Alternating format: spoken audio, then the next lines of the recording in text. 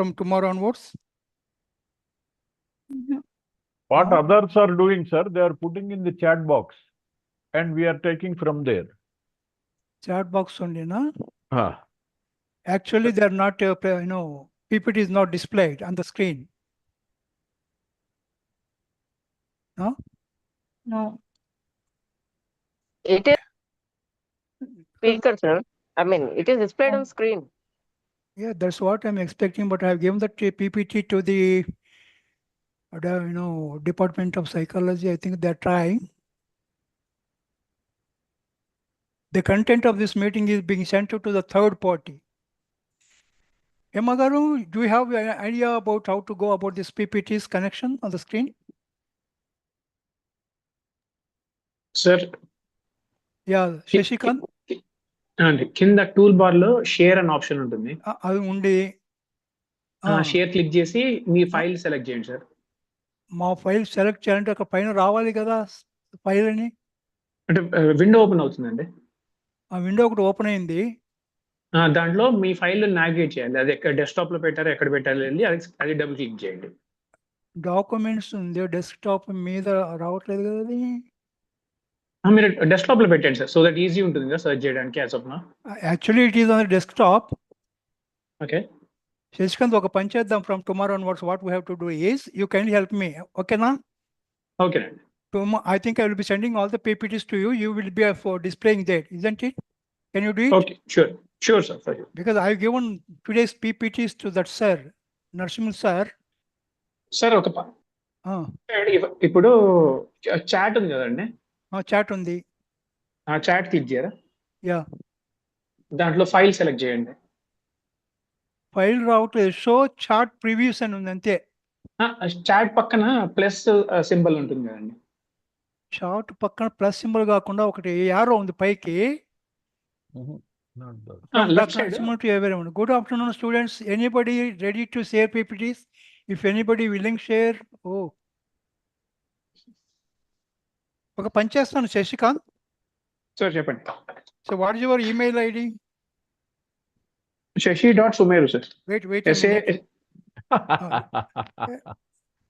Somebody is laughing. No. I only, because Shashi is too fast. Shashi is too fast. Yes, sir. Shashi garu number cheppandi. He is noting. And not the number. It's only email ID. Email ID, yes. Shashi, you just tell me mail ID. Sir. SASHI. Dot. The dot and dot. Dot. That's okay. Carry on. Dot. Sumeru. SUMERU. MERU. MERU. At the gmail.com. At the rate of gmail.com. Okay, I'm just forwarding this. I'm forwarding this to you. Sent. It is sent to you, please. It is sent to you, Shashikant. Please go. Good afternoon, sir. Some sound is coming from that. Avaz. Hello. Sir, good afternoon. Good afternoon. Sir, this is Dr. Narsimhan. Sir, Narsimhan sir, ఏ రావట్లేదు ఎక్కడది? Just నేను ఎప్పుడు అడిగాను, group లో అడిగాను, మీరు శశికి పంపించారు. నేను ఆ గ్రూప్ లో ఒక ఆయనకు శశికాంత్ అనే అబ్బాయికి చెప్పాను. నేను వాళ్ళకు చెప్పి శశికి కోహోస్ట్ ఇవ్వమంటాను. ఓకే. తను మీకు కోఆర్డినేట్ చేస్తాడు. Okay, right. Shashikant is there on the line. He is doing it for me. Okay, na? Shashi, are you there? Shashikant garu. Adi. Hello. Shashikant. I think he is trying. No, he is put on mute. ఉన్నాను, వస్తున్నాను. Okay. Narasimha sir నేను మాట్లాడుతున్నాడు చూడు పక్కన. నేను మీకు co-host ఇప్పిస్తాను శశి గారు. ఓకేనండి. ఆ పోస్ట్ ద్వారా మీరు షేర్ చేసి సార్ క్రెడిట్ చేయండి. ఓకేనా? ఓకే. సార్ పంపించారా సార్ మెయిల్? పంపించాను, ఫార్వర్డ్ చేశాను. Shashi డుమేరునా? Tumeru. Tumeru, sir. SU. ఓహో, అక్కడ Link తప్పు లో- ఉంటుంది. Bangaram, Bangaram. Yeah there something wrong.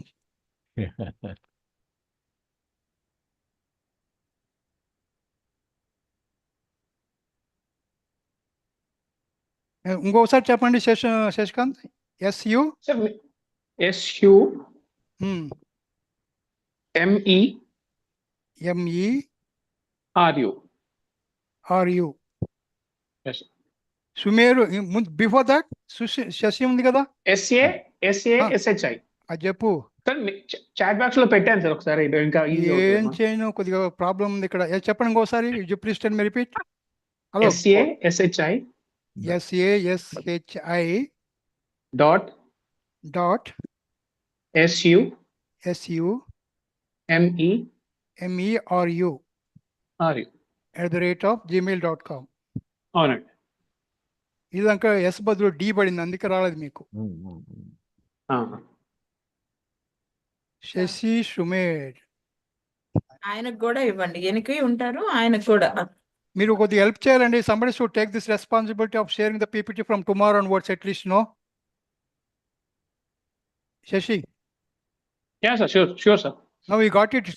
Please see this, your mail. Please check your mail. Sir. I'm checking, sir. 1 minute. Students మాట్లాడుకుంటున్నా.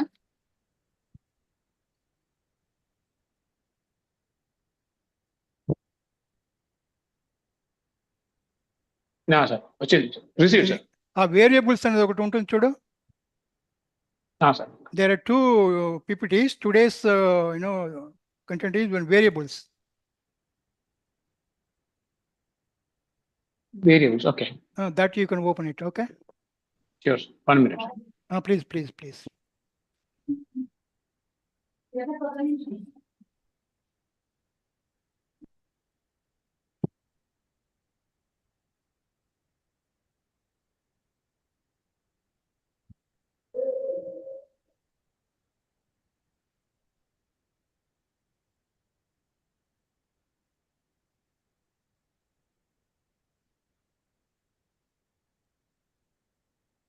The content of this meeting is being sent to a third party. Okay, Shashikant, is okay? Okay. Sir, నన్ను co-host చేయాలి sir. Course ఏమంటే ఏం Without- చేయాలి? Sasikanth already post చేశారు. Sir please. ఎలా co-host చేయడం? నేను కాదు కోహోస్ట్ చేసేది. అయిపోయింది. సార్ చేయాలండి, నరసింహులు గారు చేయాలి. వచ్చిందండి. University people has to cost you, not myself. Request allowed? Yes. Okay, Nandi, let us continue this. If we get it, we can do it. Without that also, we can continue our sessions. Unit number, sir? Unit number 8.2 and Okay. So let us discuss this 8.2. Already some of these things were also discussed in the offline classes. So variables, that is 8.2 is variables. Okay, Yes. now? Yes. Am I audible? Am I visible? Yes, sir. You can continue. Okay, right, friends? So variables 8.2, that of course some of these things were also discussed in the offline classes. So what is a variable? And a variable, predictable, that is the factor or which varies, or it may be attribute, or it may be object, or it may be characteristics, or it may be event also, isn't it?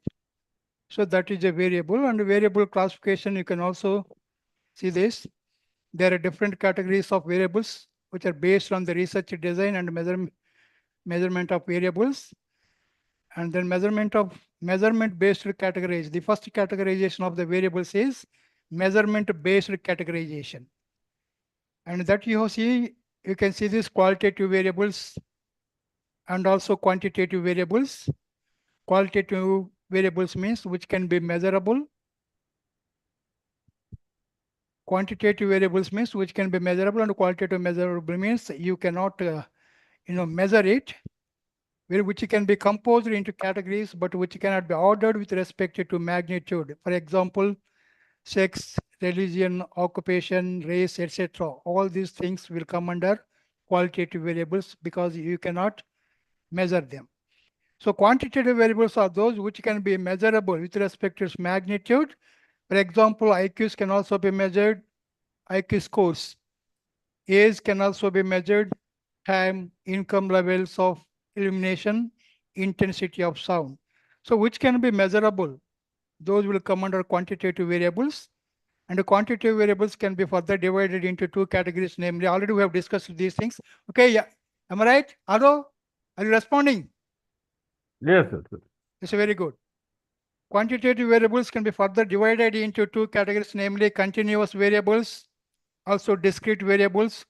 Continuous variables means to go even a smaller unit of measurement. Age can be expressed in terms of hours, minutes, and seconds also. That is a continuous one. So years, months, days, hours, minutes, seconds also you can go down to that level. So there's a continuous kind of thing. Discrete variables means which will stop at a number. It's complete number. It may be 4 or 5 or 6. What is the population? You can say it in terms of a figure. So there is the business. That means where it ends, it cannot prolong. It will not continue. That number will stop at that point. So those things will come under discrete variables. Then experimentation-based categorization.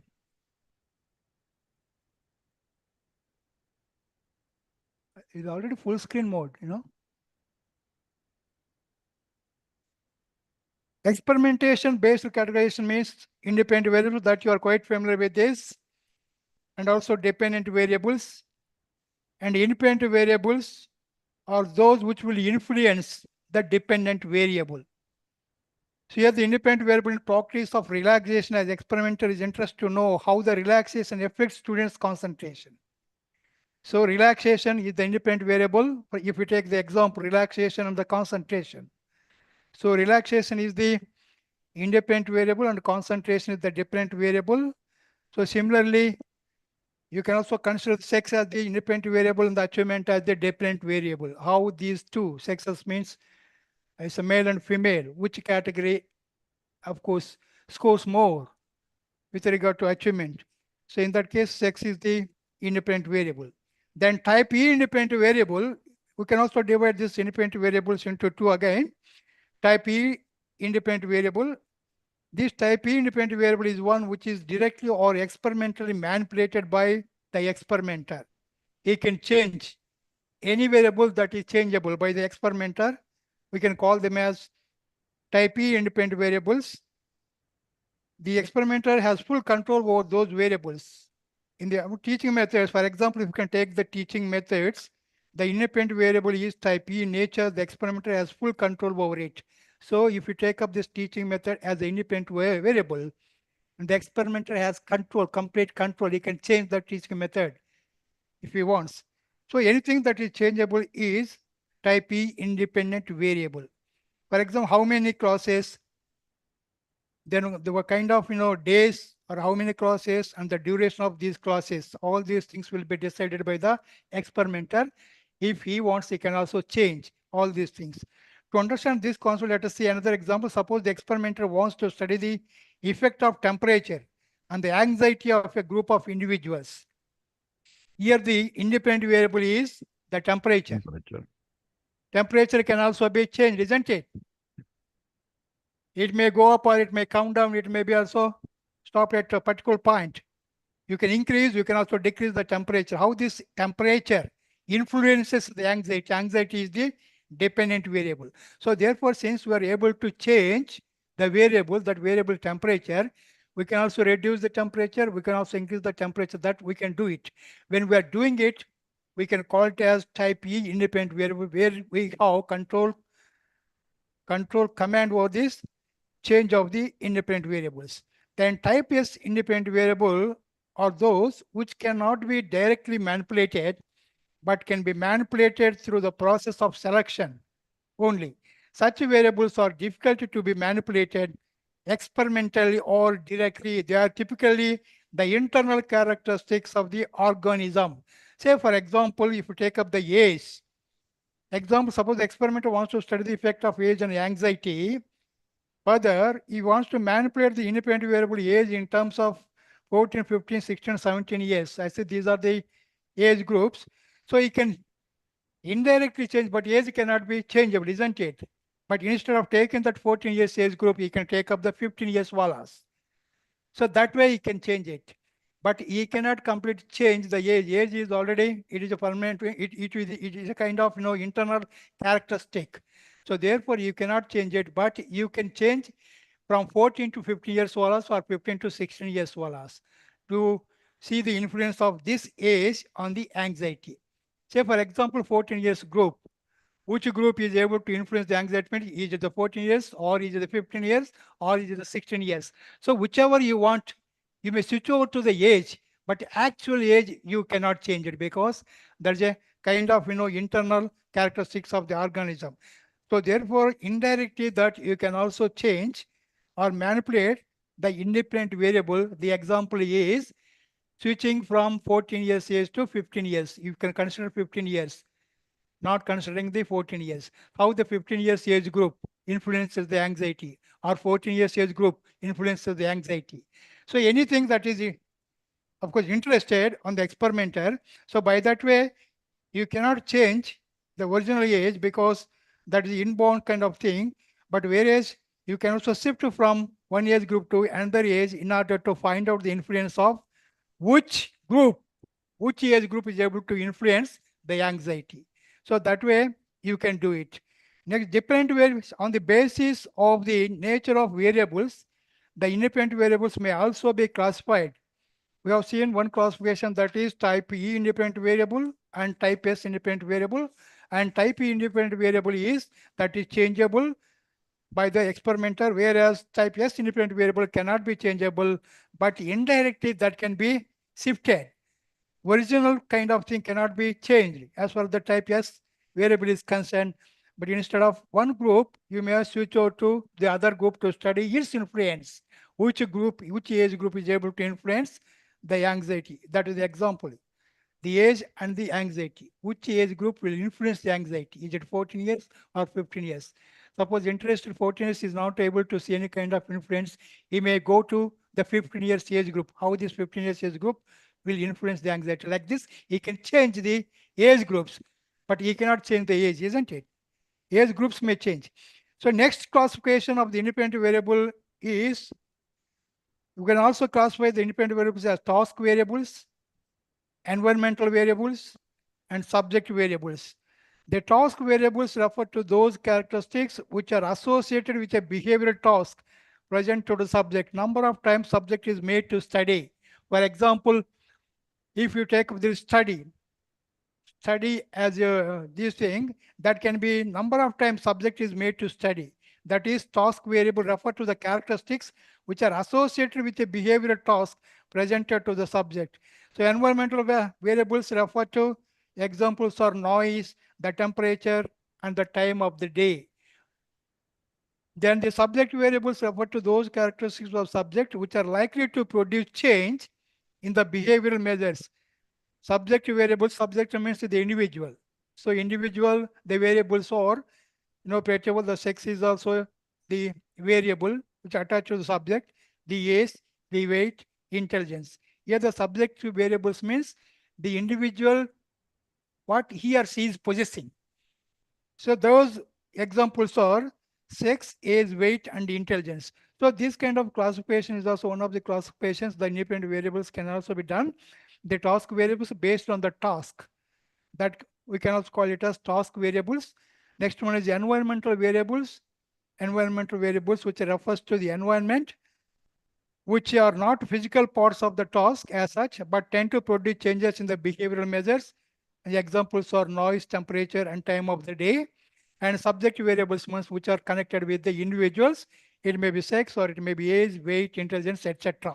So this kind of classification of independent variables can also be used or introduced or included in the research designs. Next, dependent variable. Dependent variable is that which is dependent on the independent variables. The dependent variable is any behavioral variable measured by the experimenter to assess the effects, where the effect is occurring, where the change is occurring. That is the dependent variable as a result of independent variable. Anything that is used to bring change in the dependent variable, that means which is affected by the independent variable. So which is affected by the independent variable is the dependent variable because it is influenced by that independent variable that is dependent.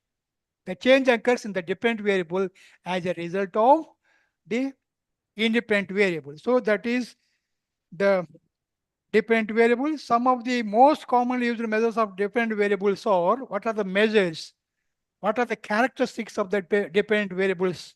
Let us try to understand the characteristics of the dependent variables. The accuracy is one of the characteristics. Number of correct or errors is the one of the measure of accuracy. So in a typical memory experiment, the number of correctly recalled goals would be the accurate measure of one's memory. That is dependent variable. In a typical memory experiment, the number of correctly recalled goals would be accurate measure. So how many times he has done correctly, correct number. So that is the accuracy. It says if in a memory test, if a memory test is administered or conducted, and how many times he has done rightly or correctly. So I think you can also correctly means which is accuracy kind of thing. Correcting means correctly or otherwise which are true, which are real. If he says, then we can say that particular dependent variable has the accuracy. Accuracy means it says how many times he has corrected, how many times he has given the correct answers, how many times he has not given the correct answers, which are how many things are default or otherwise which are not correctly said or which are correctly expressed. Then the latency, the time interval between the onset of the stimulus and this is another measure of the dependent variable. Latency, the time interval between the onset of stimulus and the response, this is known as the reaction time. The action, when you start the action, the actual action starts. That's the gap between the starting point and the actual movement of the individuals. Example is the time interval between starting a steering pistol and when a runner's feet leave the starting block. So when the pistol is, of course, used, then you get the sound. Then the time he starts running with the feet, using the feet. So the gap between the pistol sound and the actual original start point of the individual for running purposes. So that is the gap between the starting point and then the actual movement of the individual. So that is known as latency. It is one of the measures of the dependent variable. Suppose a researcher wants to examine differences between men and women on the reaction time to visual stimulus. Here the dependent variable is the visual reaction time, and it is measured in terms of the time gap between recognizing the light and responding it. So that can be measured in terms of time gap. The dependent variable is visual reaction. Who is reacting? Who is reacting very quickly? Who is not reacting very quickly? Men, is it men or women? Who is reacting very quickly to the visual reaction? So that here the visual reaction is the dependent variable visual reaction time, and it is measured in terms of the time gap between recognizing the light and responding it. Then the speed is also another measure of the dependent variable. This is measure that how long it takes to complete a response once it has started. It's a duration from the onset of response to the termination of the response, from the starting point to the last, reaching the goal. The speed of a person running in a 100-meter dash will be the time between leaving the starting block until the tape is reached. So here, the last one, that's the goal, reaching the goal. The speed of person running in a 100-meter dash will be the time between leaving the starting block until the tape is reached. That is one of the measures of dependent variable. Similarly, objective tests and the scores on suitable standard tests. Scores on suitable standard tests like intelligence tests, personality tests, aptitude tests, achievement tests. If a suitable standard test is not available, the experimenter may construct a test. So that objective test means which will give the scores. So the exact score will be coming, isn't it? Is it right or wrong? Then automatically if it's right, you will get the score. So that is a characteristics or the quality of the objective test, and objective test is one of the measures of these dependent variables. Then physiological measures such as body temperature, blood pressure, skin conductance levels, conductance levels, heartbeat, etc. These are the physiological measures such as body temperature, body pressure, and skin condolence, etc. Suppose a researcher wants to study effect of meditation and anxiety. This is one example that we can also quote for this. Meditation and anxiety. Here the dependent variable is anxiety can be measured by using psychological measures or also by measuring certain physiological changes such as increased heartbeat. Heartbeat is the independent variable. Then how would be the anxiety? So heartbeat, if it increases, how would be the anxiety levels? So heartbeat in this particular case is the independent variable, and the anxiety is the dependent variable. If the heartbeat increases, how would be the anxiety levels? Does it go along with the increase of the heartbeat? Whether it is going up or going down or increasing or decreasing, that anxiety levels, that depends if you consider this heartbeat. Heartbeat is the independent variable which will also influence the heartbeat. The heartbeat is the dependent variable in this case. Similar is the case how blood pressure influences the anxiety. Blood pressure is the independent variable, and then heartbeat is the dependent variable. Similarly, perspiration, etc., which are associated with the experience of anxiety. How all these independents are able to influence the anxiety. The physiological measures, how these things are able to explain the variance when we use these things as independent variables to see the changes in the dependent variable. The dependent variable is the anxiety here, and the physiological factors are the blood pressure and their heartbeat and also perspiration, etc. The above are some of the commonly used measures of dependent variables. Some of these ideas combined with the experimental own ingenuity could provide an appropriate dependent variable measure for the independent variable that is under investigation. It all depends. So what kind of the independent variables he or she has to select for his or her research? It all depends. The kind of independent variables to be selected. It all depends on we can select some of the variables, some of these independent variables, and we cannot, which is appropriate kind of independent variables which will be selected. That depends on the interest of the experimenter based on the dependent variable you would like to understand the change. Then the other things could also be appropriate. Yes, selecting a dependent variable. How do we select the dependent variable? Any behavioral measure should fulfill two experiments to be selected as a dependent variable.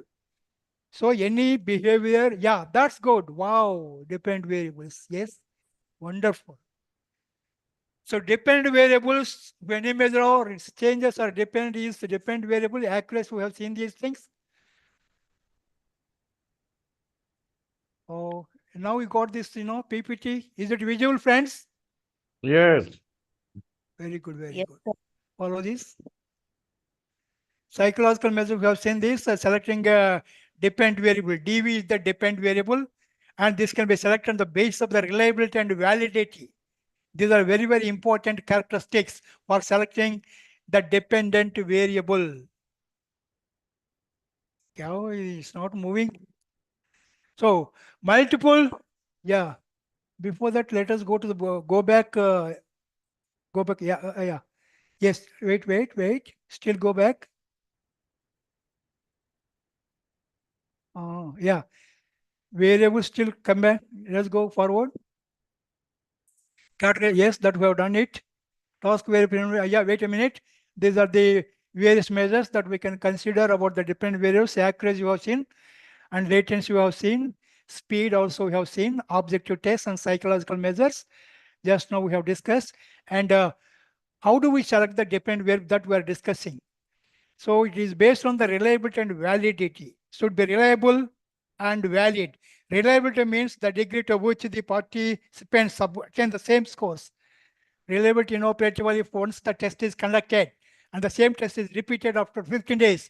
If we get the same scores or similar scores, then we can call it as that particular tool or the research is reliable. So the results of today, and if it is repeated after 15 days, if we get the same scores, we can call it as reliability. So such kind of different variables. If the achievement score is today 50%, then the same would also be the same after 15 days if the same test is conducted. So such kind of thing is known as reliability. That means whatever you get the scores today should also be repeated if the experiment is repeated after 15 days.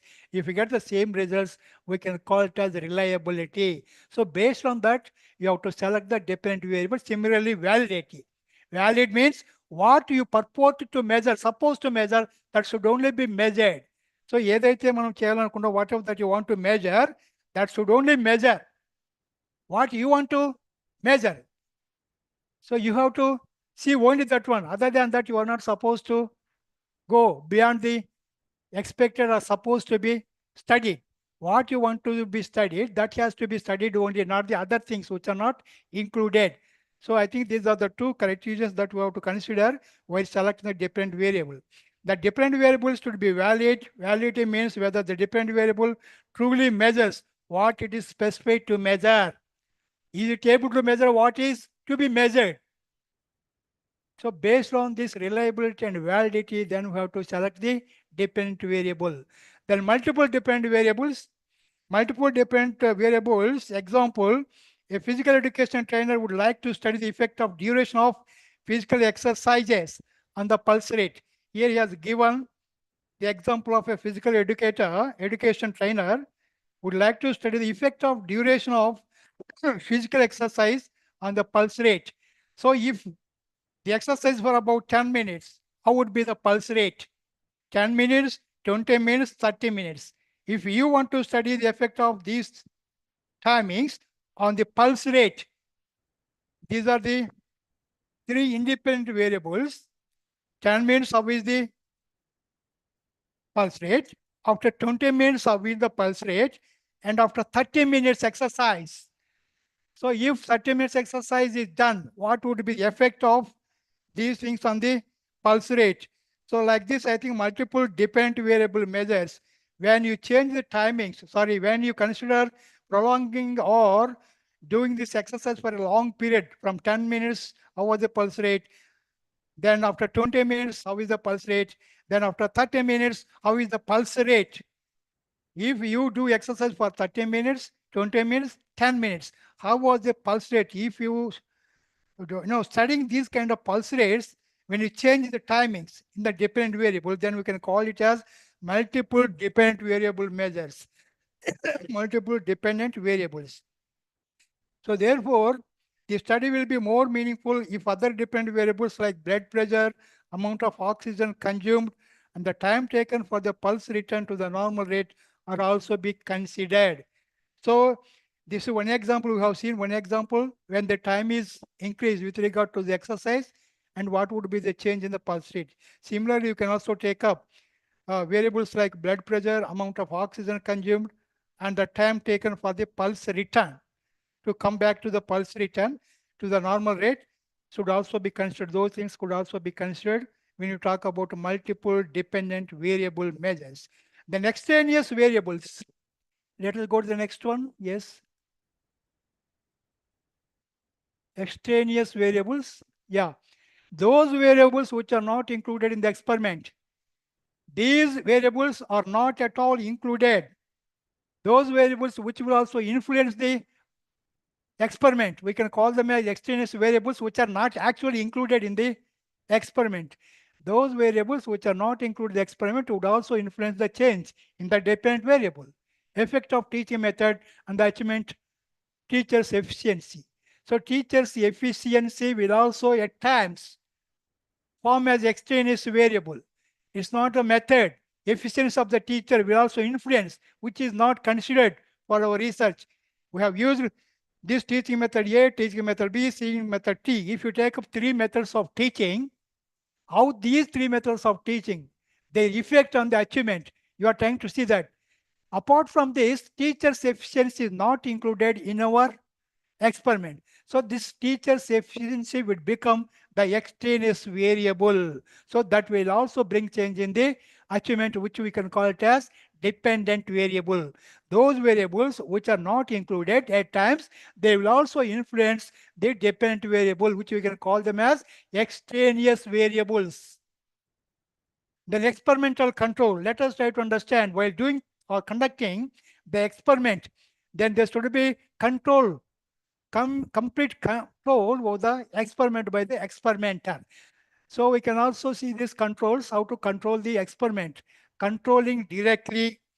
So if you don't control, I think you are going to get wrong results also. So therefore, you are supposed to, as experimenter is supposed to have complete command or the control over the experiment. So experiment control, controlling directly, controlling by selection, identifying the EVs.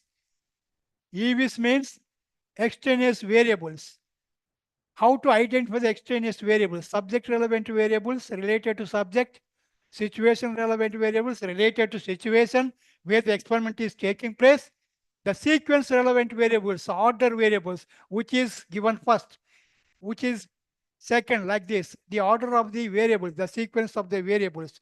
So therefore, what we have to do is controlling directly means when experimenter controls or manipulates an independent variable directly, it is known as type E independent variable.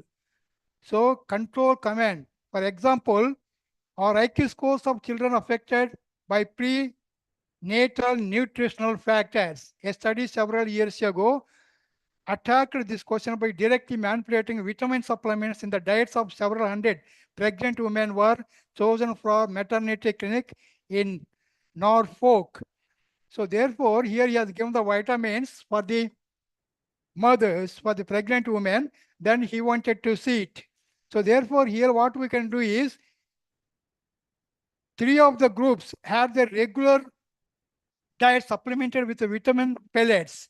The 4th group received pellets containing an inert substance. Here the independent variable is varied in 4 ways. So we can change the independent variables.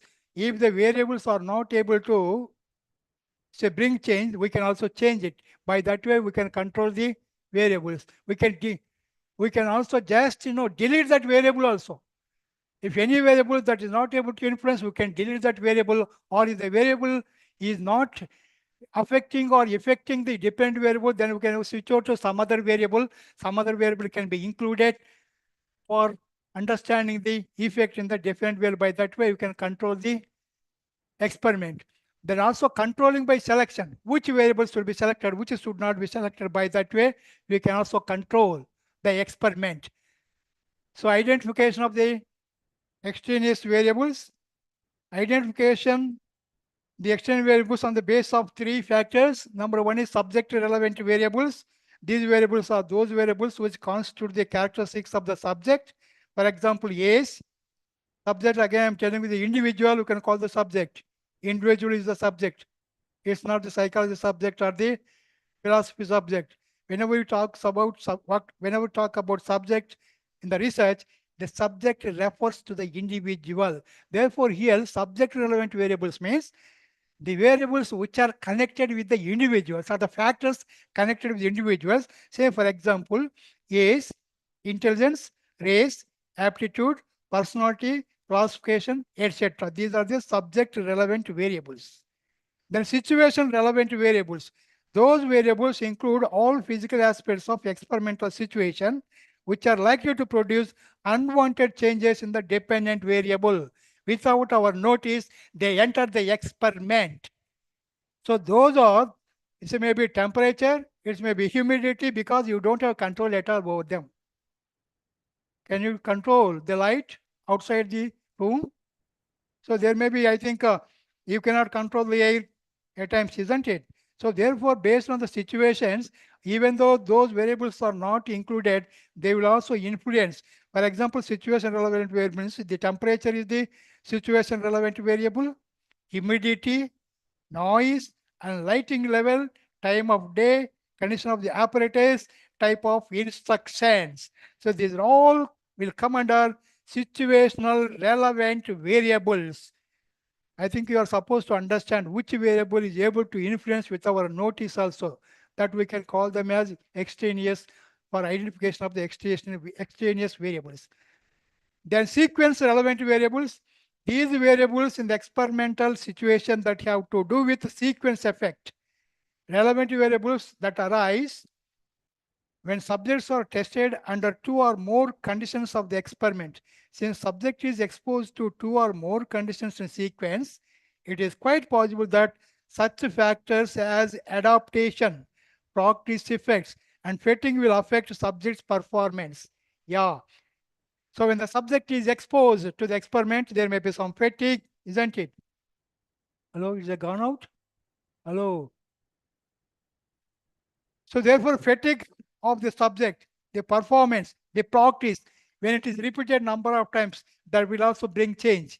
So therefore, at times, if the number of times it is practiced, that practice would become the extraneous variable, which is not considered. So when a thing is practiced number of times, so that practice becomes one of the extraneous variables which is not included.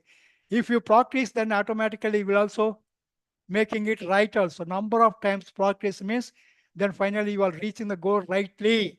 So that's the reason why practice effects would also be there. If the thing is practice number of times, then the number of errors will also get reduced, isn't it? Practice means number of exercise, the number of errors will also reduce. So that which is not included, this practice kind of number of times which is practice not included in the experiment. So I think that is one of the reason for getting erroneous results, which will be attributed to the extraneous variable. So practice effects and the other fatigue and other things will influence the experiment, and these things are not included actually. So the sequence relevant variables which are used, sequentially used, the practice use sequence number of times. Similarly, the fatigue is also there. So these effects will also be seen in the dependent variable, since these things are not included, considered by the experimenter. So therefore, they will also have their own effect on the dependent variable. Then controlling extraneous variables, the first one is technique of elimination. The second one is constancy of conditions. So you should also eliminate completely from the experiment situation.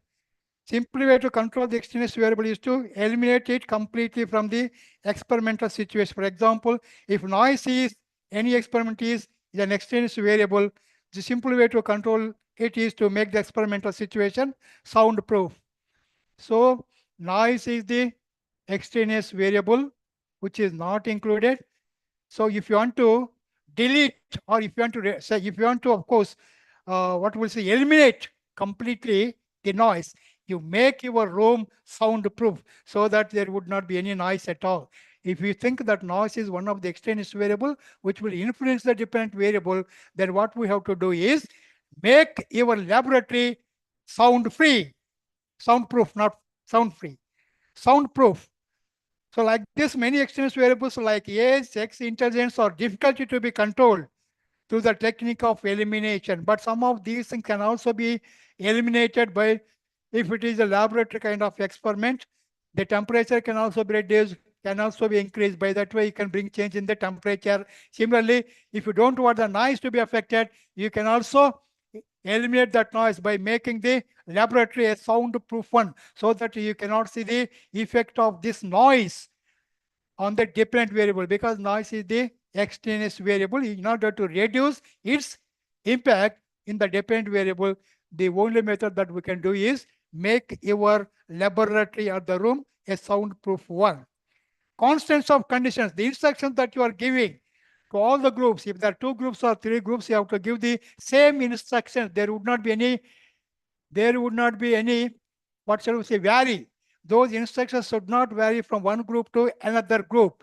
If there are 3 groups, the instructions that you are giving these 2 groups how to follow the experiment, then the instructions should be clearly indicated for each and every group, and there should not be any of course, what should we say, the shortfall of the instructions. They should be right for all the groups. Equally well, the instructions should be all the groups will be given all the groups. One group is given full instructions, the other group is not give full instructions, means there may be some kind of, error will be taking place. That's the reason why always ensure, in order to ensure the constancy means, then how to follow the instructions by the subjects. So all the subjects should be given such a kind of instructions for maintaining the constancy. So all the groups should be given equal kind of instructions so that the constancy can be maintained. Next one is the other one for controlling the external variable is the balancing. So if the experiment is to be conducted, so you want to include the gender. If you take the gender as a variable or the sex as a variable, if there are two groups, in the two groups equal number of males and females, boys and girls, group A should contain equal number of boys and girls and same age, same intelligence. Similarly, group B contains same number of boys and girls, same age, same intelligence people. By that way, I think you can balance. Say, for example, 8th class students, if you want to know the teaching method, efficiency of the teaching methods. So one would be the lecture method, the other would be the discussion method. So if you want to see the effectiveness of these two methods, what you have to do is you have to classify that particular class 8 into two groups. In these two groups, ensure that equal number of candidates, boys and girls, are included. There should not be heterogeneity, homogeneous group.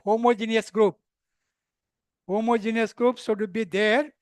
Boys and boys, it should be boys versus boys, or it may be girls versus girls. That we can call it as homogeneous. Say boys and girls are included in one group means similar number of candidates in the group B should also be included.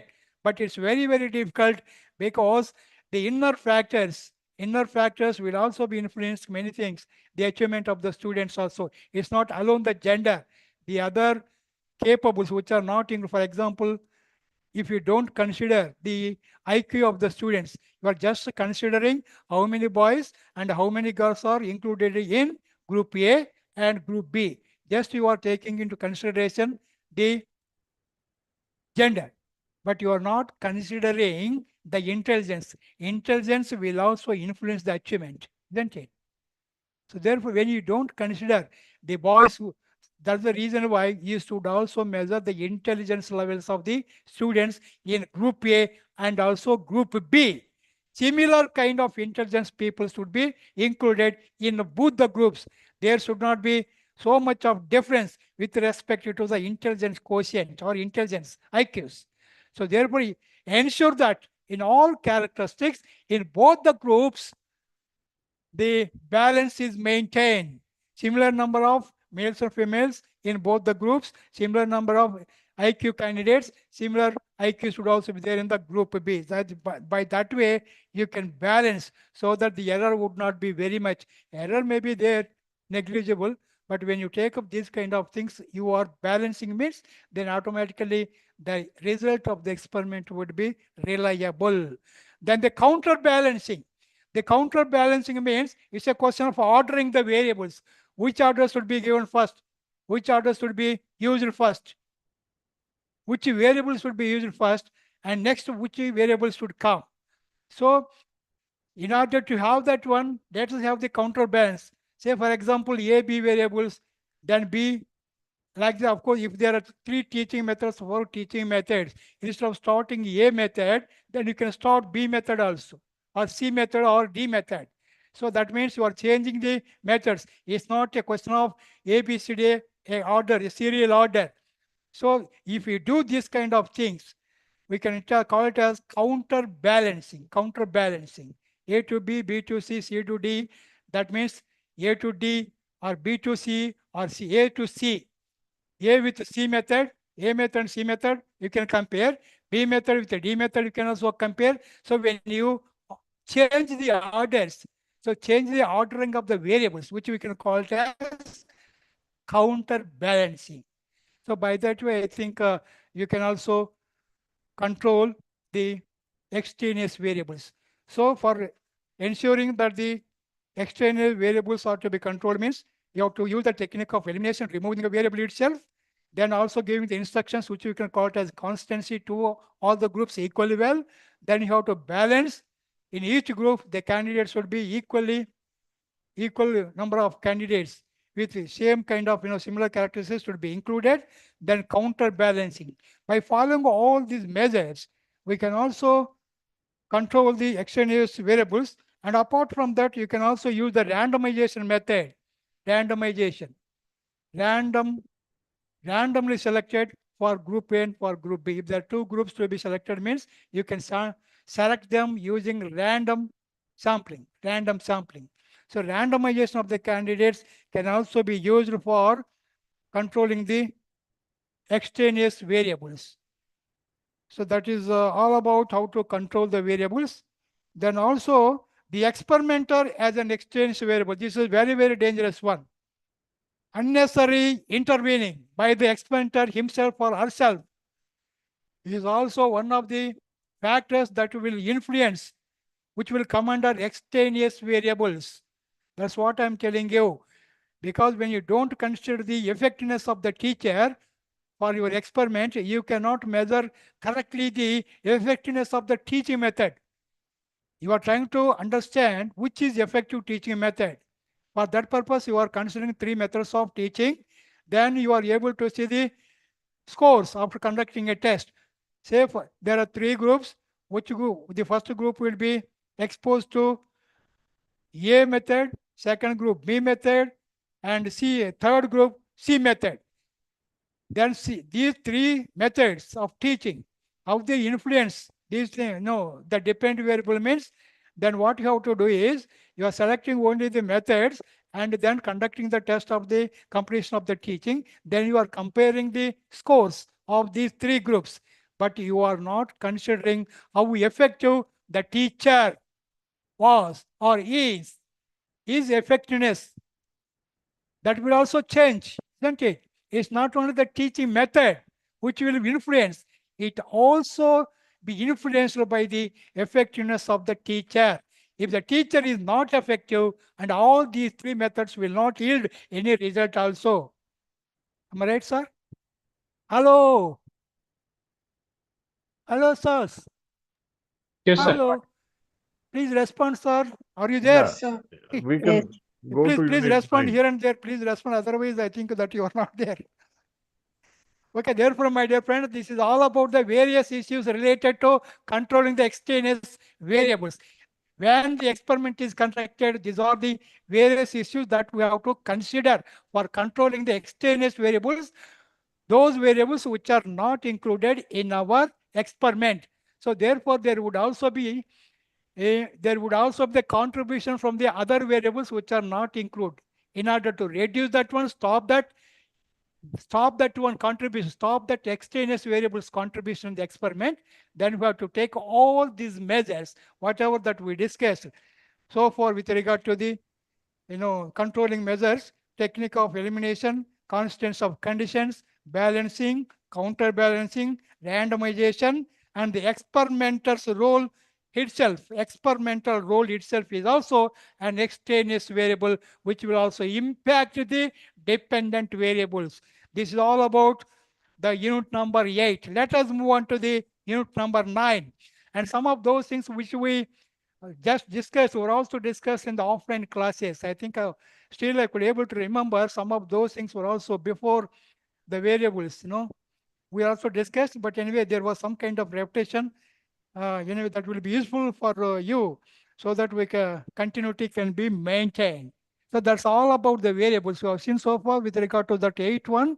Variables are very important, and this is going to be a compulsory question which are going to get in our examination. Then what are the various variables, classify them, and then of course explain them with examples, and also how to control the extraneous variables. Like this, there would also be questions from the examiner.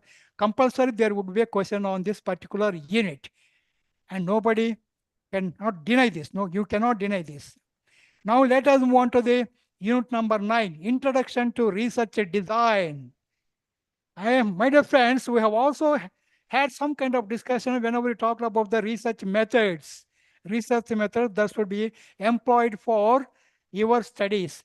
So while discussing those things, we also mentioned about the research design. This research design is the blueprint. Research design is the blueprint of the research to be conducted, and it's a plan of procedures for conducting research. Say, for example, if you look at the blueprint, you can understand about your research. How are you going to conduct this research that can be understood by the examiner or by any other person just by going through the blueprint? That is research design. Research design is the blueprint which includes each and everything of the research that what we are going to conduct. It includes sampling methods. Research design means sampling methods and the methods of research, the variables that are going to include, the tools you are going to develop, and also data collection, and how do you analyze that data. So these are the various qualities, it's not the qualities, they are the various inputs. These are the various inputs which will come under the research design. The research design is the blueprint which contains the sampling procedure, the method of research that you are using, and also what are the various variables that you are using, independent variables or dependent variables, and what kind of tools that we are going to use for data collection, and how are you going to collect the data, and how do you analyze that data. All these things will be explained in terms of the blueprint. So blueprint contains all these things. Then what are the various functions of research design? Functions of research design. So all these things, functions means, number one is we talked about the sampling. If the design is good, if the sampling is good, the design would also be equally good.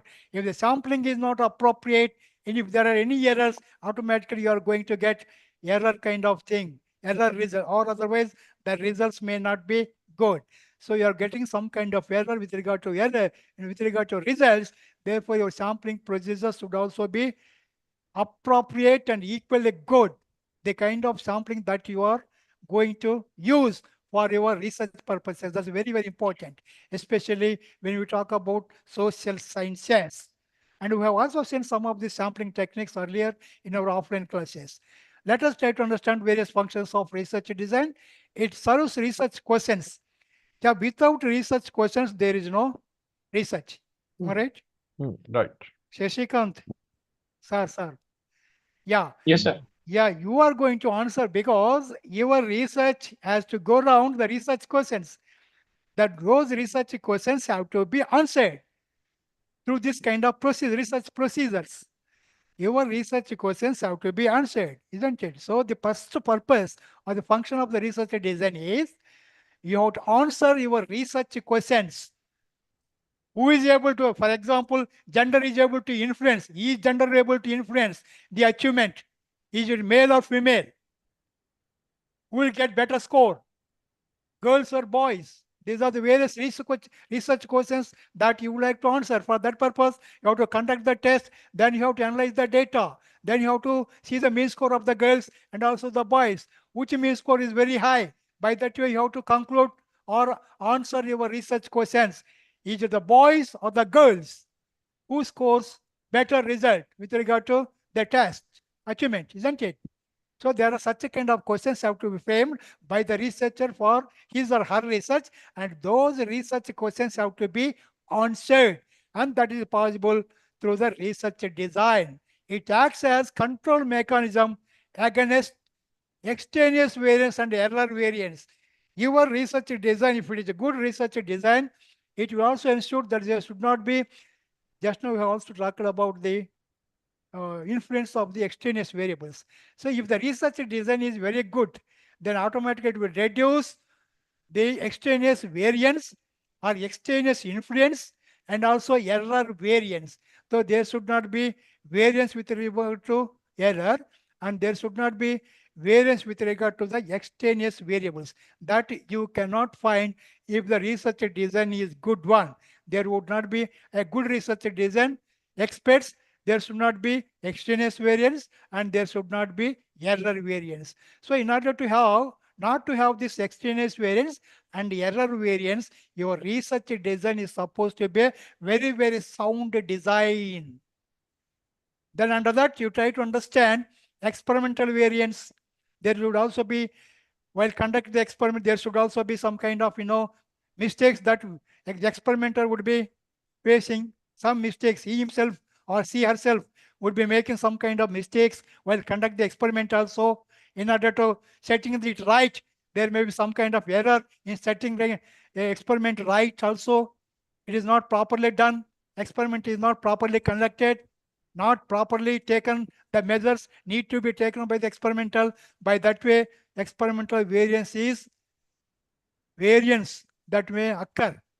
So that kind of experimental variance need not be, of course, that can be stopped if it is very good research design. Extraneous variance, just now we have seen the effect of the other variables, extraneous variables, and the error variance also. So if these things, the error variance means it refers to those differences or variances in the dependent variable which occur because of some unknown factors. Unknown factors will also creep into our experiment. Unknown factors will creep into experiment or enter into our experiment. They will also contribute their might to the experiment that becomes error variance. ఏదో అనుకుంటావు, ఏదో చేస్తావు, experiment బ్రహ్మాండ conduct చేస్తూ అనుకుంటావు కానీ అనుకోకుండా without your notice some of the external variables will also enter your experiment and they will have their say or contribution to the result. That should be stopped. That should be stopped because your research design is a very good one. If the design is very sound and then strength, then automatically the error variance, the extraneous variance, and the experimental variance can also be reduced to the maximum extent. Then what are the various criteria of good research design? So these are the functions of research design. If the reason, these, because this all depends, your research, the strength of your research depends on the soundness of your research design. The soundness of your research design. Your sampling should be good, your method should be good, your variables should be good, your tools should be good, your data collection should be good, and your analysis, statistical treatment for the data, that should also be equally good. When these things are properly done, then automatically the variance due to various factors, unknown factors, can be reduced to the maximum extent.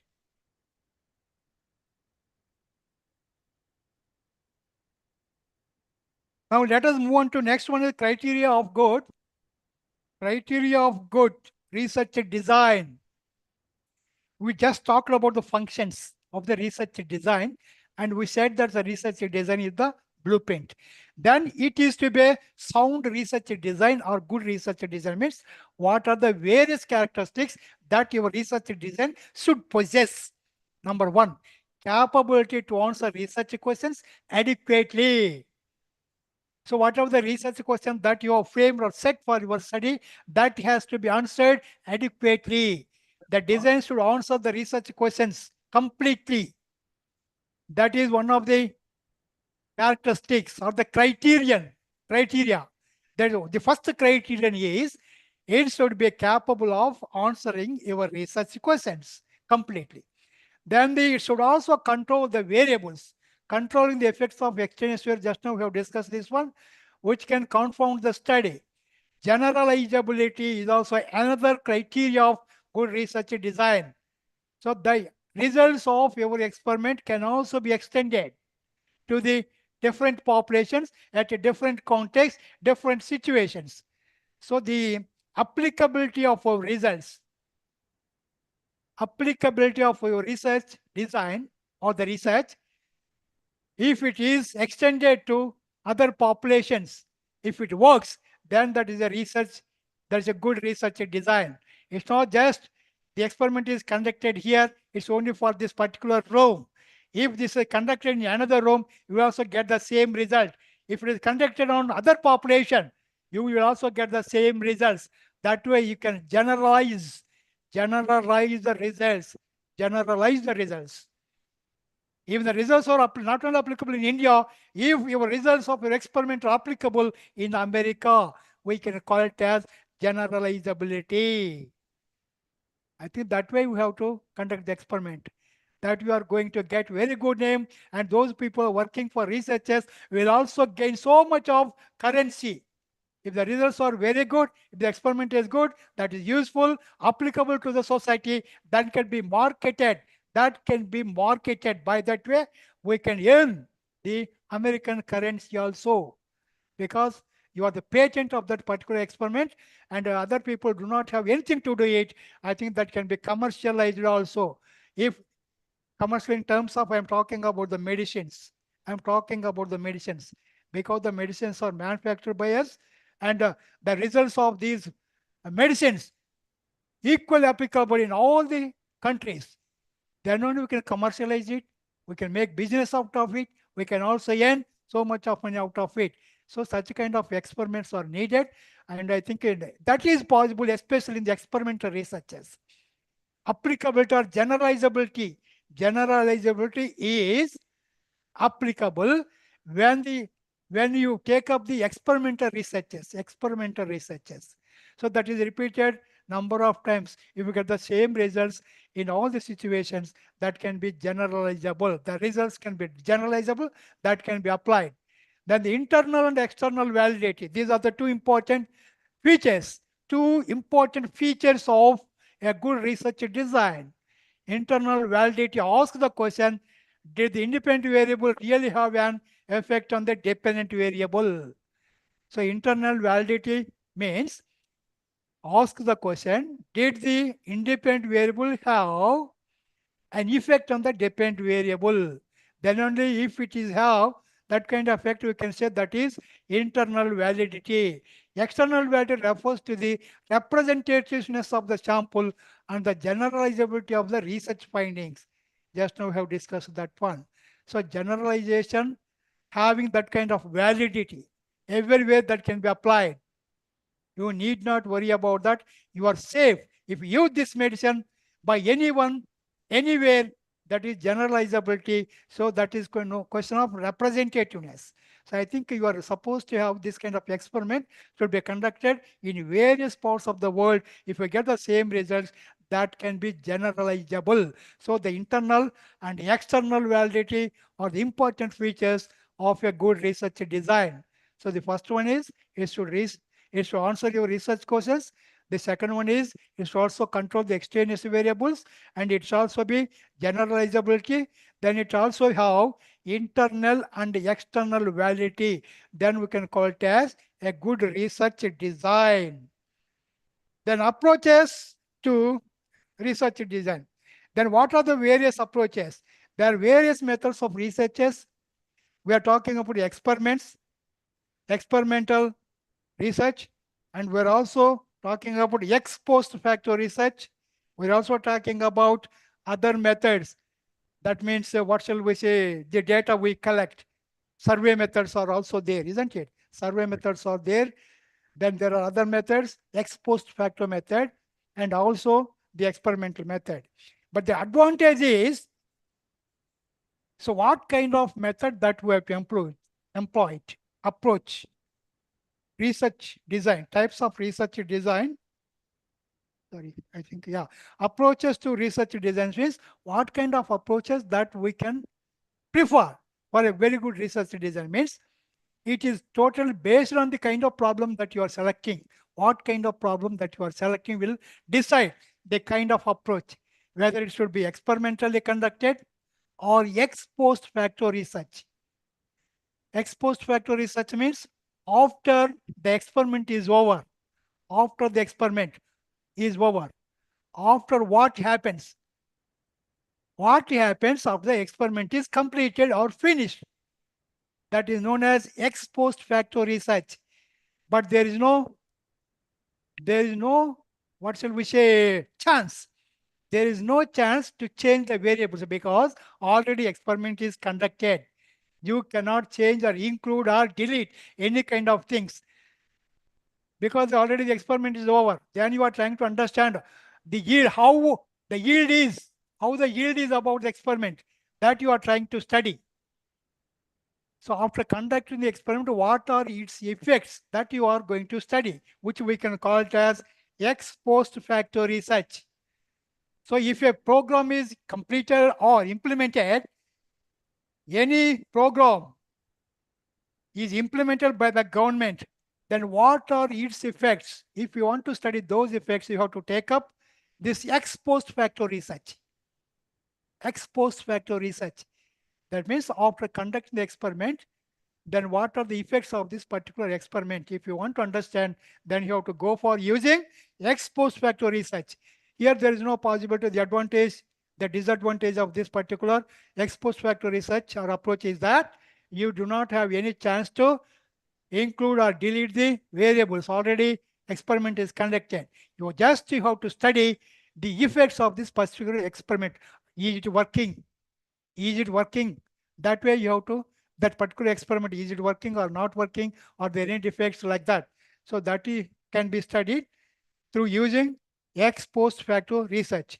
Then the other one is experimental research. Either it may be experimental or ex post facto in nature. Typically in an experiment, the researcher directly manipulates one or more independent variables with the aim to study how these manipulations of the independent variable are affecting the dependent variable. That's what he's talking.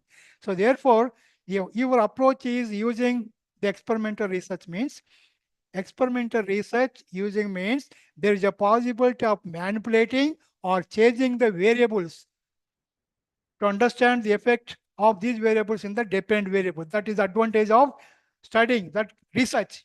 Advantage of that research, if it is experimental research, there you can change the variables. Then you try to find the impact of those variables. But whereas after the experiment, you do not have any change, you do not have any chance to change the variables, which will come under ex post facto research. That you have to decide. And most of the researchers in what shall be the sciences, pure sciences. In the pure sciences, you are supposed to have only the experimental researchers and also ex post facto researchers only in the pure sciences, because most of the researchers will be taking place in the laboratories, which we can call it as experimental research.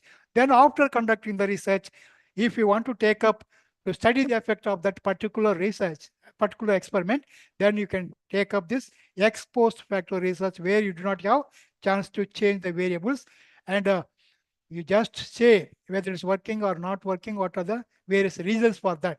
That may you can discuss if it is ex post facto research. Now you have to decide which kind of approach, whether it is experimental approach or whether it's ex post facto research or some other research design or research kind of approach will be applied for your research. That you have to decide. And most of the times, if it is pure sciences, you are going to have experimental research only. Then experimental designs.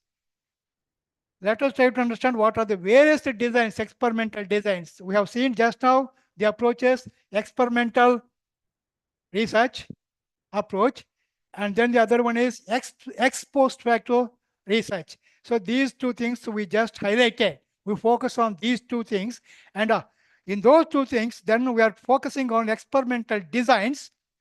Experimental designs, because the psychological, of course, psychological, even though we can take up survey research methods, but if you want to do research in the laboratories to see the effect of drugs, effect of medicines on the human individuals, that can be experimented.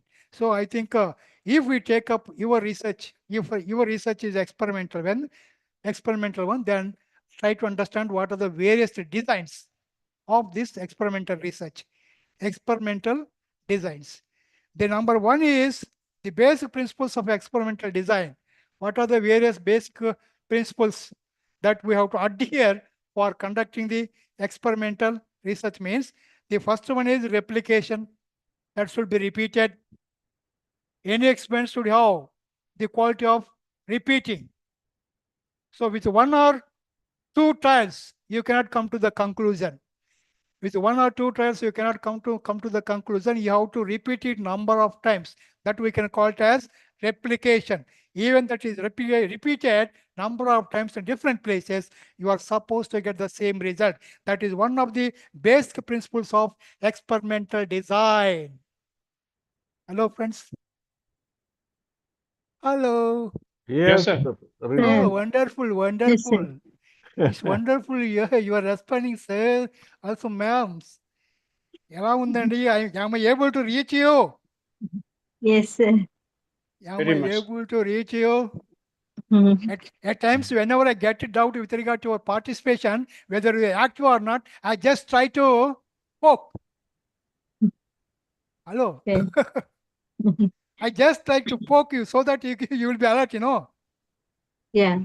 So just now I'm discussing the basic principles of experimental design. The first one is replication.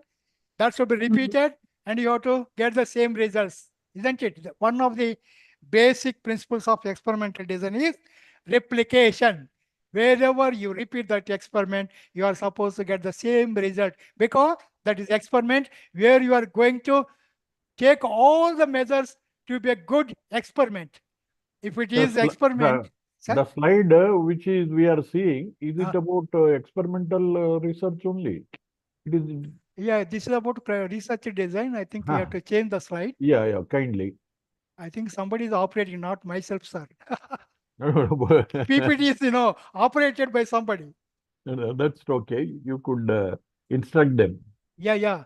I think you will be doing it also. I think. Sir. Sir, whoever is, of course, operating this PPT, please change the slide. Because I'm not able to see, because the third person is operating this one. That's the problem.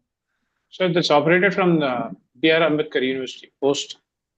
Oh, post, huh? No. So anyway, it's all right. Anyway, let us go to this. You can have your books. You have this study material with you. Please go to that.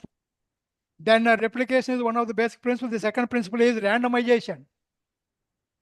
Randomized experimental designs assume the experimental groups are equal on the dependent variable before introducing the experimental treatment. So randomization means that every participant. Yeah. Experimentation means, randomization means that every participant has an equal chance to become member of a particular group. That is known as randomization. So the second basic principle of the experimental design is, I'm sorry, sir, because some problem is there, it seems. We are not able to show you the PPT. And for the next class, we would be in a position to show you the whole PPT because I have some difficulty for using this PPT. Anyway, for this, please kindly adjust. You kind of go through the study material. Huh? Sure. So no, the it first, is there, 9.4.1. Yeah, this is 9.4.1 I'm discussing. The first one is replication, one of the basic principles of experimental design. The second one is randomization. Randomization. Yes, because randomly done, that should be randomly done. That is, these are the two basic principles of experimental design. Randomization should be considered. It's not only on homogeneous group, on many people. Randomly selected. So I think you have to conduct your experiment by following this randomization also. That is one of the basic principles. The other one is replication. Then the types of research designs. If you can see these types of research design, the first one is pre-experimental design. This 9.51A, pre-experimental designs, or within brackets, non-experimental designs. Now we are moving into the actual experimental designs. The first one is pre-experimental design. This is one shot study, one group pre-test, post-test design, and a static group comparison. This is one shot case study. Single group will be considered. Single group will be considered. That's what it is calling a short case study. Short case study means a single group will be considered, and that should be pre-tested. And also after conducting the experiment, the results can be measured by using the post-test, can be measured by using the post-test. Experimental design. So pre-experimental design, for this purpose, what you have to do is, the one-shot study can be taken up. That means a single group can be considered. single group can be considered. That should be pre-tested. Then after conducting the experiment, before conducting the experiment, you have to test their knowledge with regard to certain, say for example, your psychology. Psychology subject is there. Then you're all students. Before taking up the class, before taking up the class, I should also test what exactly your knowledge is related to variables. There is a lesson that I'm going to teach. Variable is the lesson that I'm going to teach. Before teaching that lesson to you, what I have to do is I have to test your previous knowledge with regard to that variables. Then after teaching about the research, variables, then I conduct a test which I can call it as post-test. Pre-test means understanding your previous knowledge with regard to that particular subject. Then there was a teaching. Then after completing a teaching about these variables, then we can conduct the test after that particular teaching. Then we try to compare the previous scores. That means the previous test scores and the post-test scores. Try to compare before the lesson teaching and after the lesson teaching. After the lesson teaching, there is a test. We call it as post-test. Before that, we also conduct the test to understand their previous knowledge with regard to the particular topic that I'm going to teach, isn't it? So therefore, what is the change occurred? What is the change occurred with regard to the students learning about these variables? So students learning about the variables can be tested by conducting the pre-test and the post-test. In between, there is a teaching method. Teaching, isn't it? Pre-test, first one, you have to conduct the pre-test to that particular group on these variables with regard to testing their previous knowledge about the variables. Variables is the lesson. Then, as a teacher, I teach this particular lesson on variables. Then, after completing that teaching, then I conduct the same test. I conduct the same test after completing that particular lesson teaching to the same group. Then you try to understand what was the score in the pre-test and what is the score in the post-test. That means you are comparing the scores of pre-test and also post-test. Then you try to understand the various the change that is occurred with regard to the learning, with regard to the knowledge about the lesson, that is variables. ముందు variable అనేటటువంటి lesson మీకు చెప్పాలనుకున్నప్పుడు నేను ఏం చేయాలంటే experiment చేయాలనుకున్నప్పుడు మీకు variable మీద ఉండేటటువంటి నాలెడ్జ్ ఇంతకుముందు ఏమైనా ఉందో టెస్ట్ చేయాలా.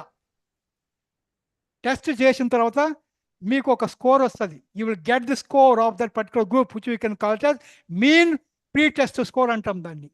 10 మంది స్టూడెంట్స్ ఉంటే 10 మందికి మీరు లెసన్ చెప్తే లెసన్ చెప్పే ముందు వాళ్ళ ప్రీవియస్ నాలెడ్జ్ ఎంత ఉంది ఆ లెసన్ మీద. Shall I use the Telugu? Is it possible? Yeah. Are there any candidates who are not able to follow? Follow. Yeah, pre-test and post-test that you are comparing. Post-test comes when the teaching is over. Am I right? This is only example that I am giving. So therefore, comparing the pre-test scores and the post-test scores, that's one shot. A single group can be used for this kind of particular experimental design. For this pre-experimental design, that is which we can call it as one-shot case study. One-shot case study means single group can be used for pre-test and the post-test. Then you are comparing the scores of the pre-test and the post-test. Then you can say, if you get very good score in the post-test, then you can say there is a effect of the teaching. There is an effect of teaching. If there is no difference between the pre-test score and the post-test scores, means it is ineffective. The teacher is also ineffective. His teaching doesn't bring any change in the individuals or the subjects. That is tested through post-test. Am I right? Right. The score in the pre-test, the score in the post-test. There should be difference. Am I right or wrong? Because the knowledge is given. You are comparing the test scores.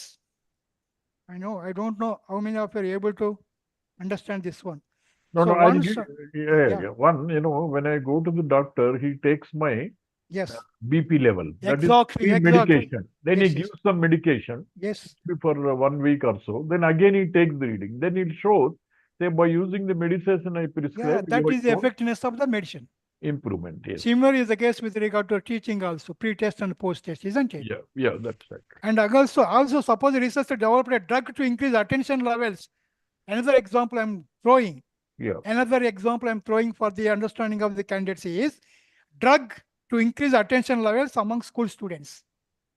If he used to use this design, he may take a group of school students and gives the drug That's for a right. few weeks and then measures their attention level. Yes. The scores on attention level convey nothing about the effect of the drug on the attention levels, as no comparison can be made. There is no control group. Yes. So therefore, what is the attention level before the drug use? And after using the drug use, what is the attention level?